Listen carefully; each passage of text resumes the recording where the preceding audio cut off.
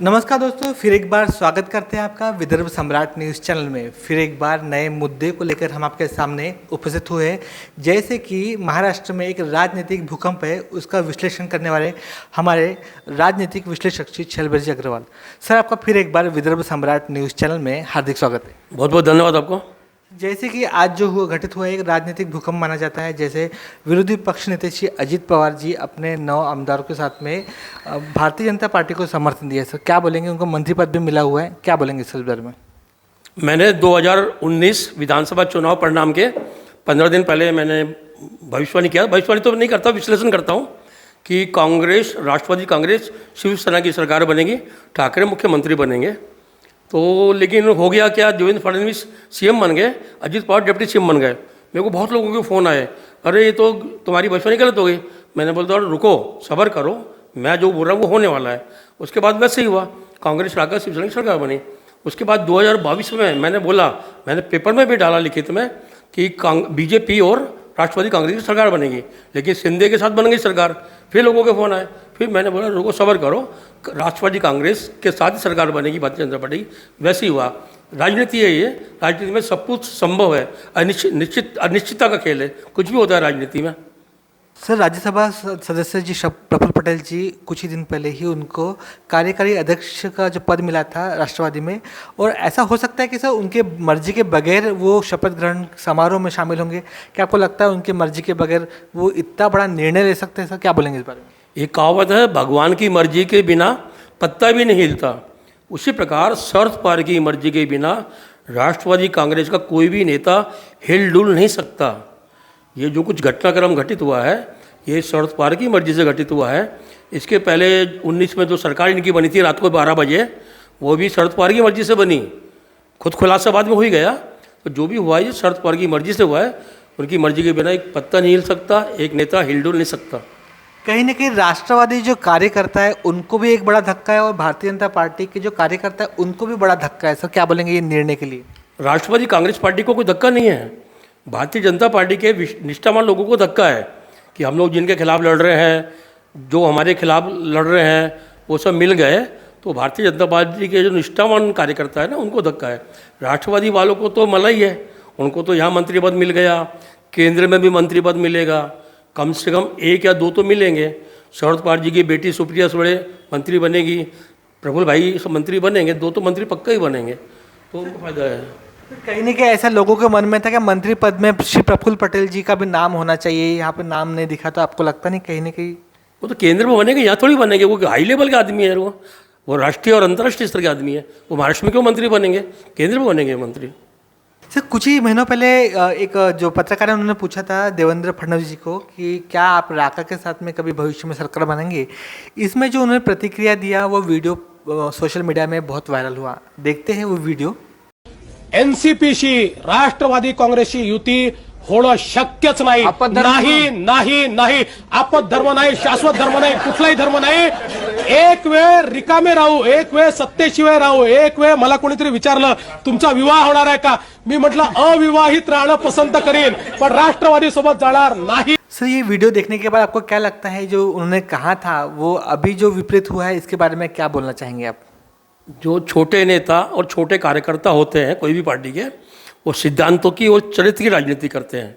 लेकिन जो बड़े नेता होते हैं हाई लेवल के, वो चतुराई की और चालाकी की राजनीति करते हैं। तो ये बड़े नेता क्या बोलेंगे, क्या करेंगे, इनका कोई भरोसा नहीं, कोई सिद्धांत नहीं।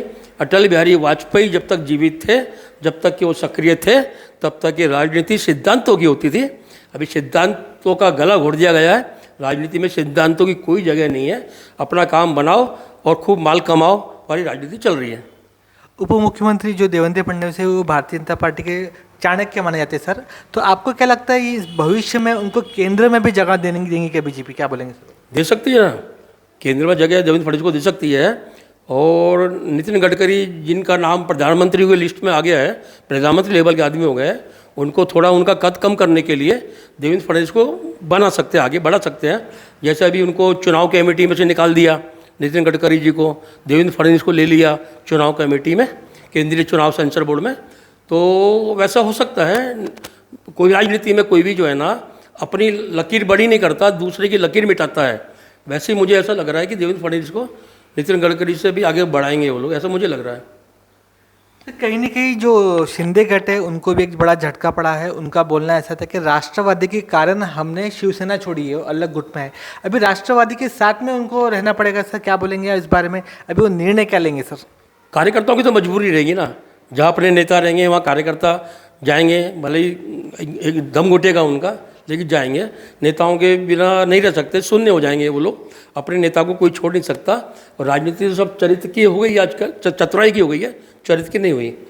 क्या घर वापसी के चांसेस है? क्या उद्धव ठाकरे के पास जा सकते हैं क्या शिंदे गुट के लोग?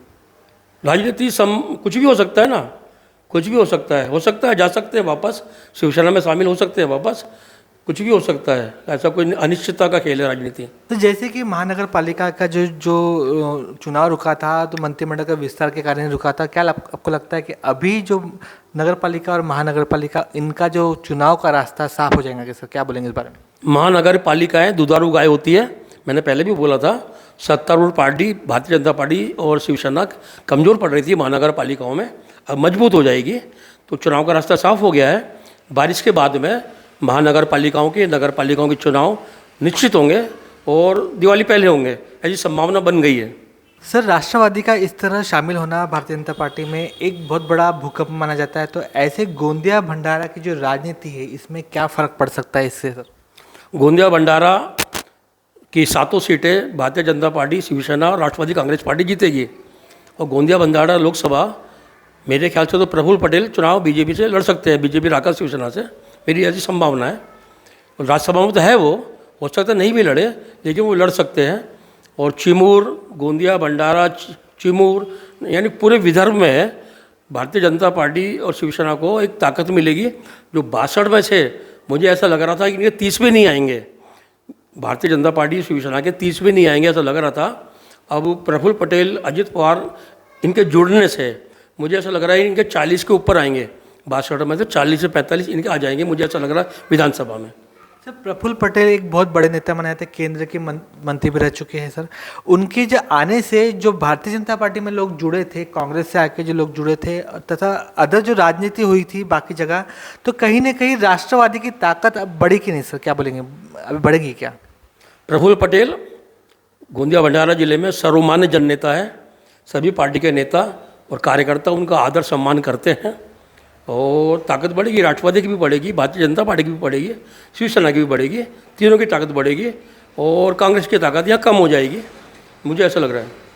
सर देखा ही जाता है कि जो पार्टी को लेकर जो कार्य करता रहता है, वो हमेशा आपस में लड़ते रहता है, आपस में हर बात पे, हर मुद्दे पे लड़ते रहता है। लेकिन जो बड़े नेता है आपस में निर्णय लेते हैं, तब जनता को नहीं पूछते ना कार्यकर्ता को पूछते। ऐसे में जो आम जो कार्यकर्ता है सर, वो खुश होंगे कि सर आज जो निर्णय हुआ है? क्या बोलेंगे सर इस बारे में?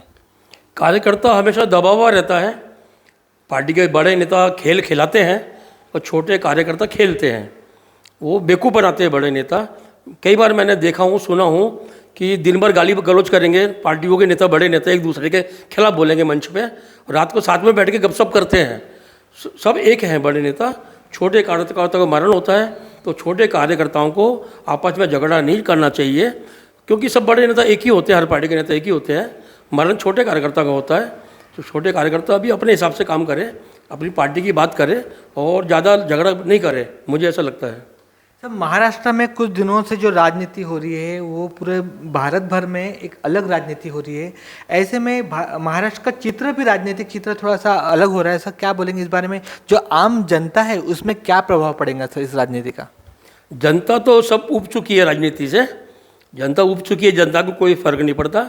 जनता को तो वोट देना है, किसी को भी देना है। जिसको पसंद नहीं है तो नोटा दबा देते हैं, बाकी दे के जाते हैं। तो 30-35% लोग तो जाते हैं नहीं वोट डालने, जबकि सबको डालना चाहिए।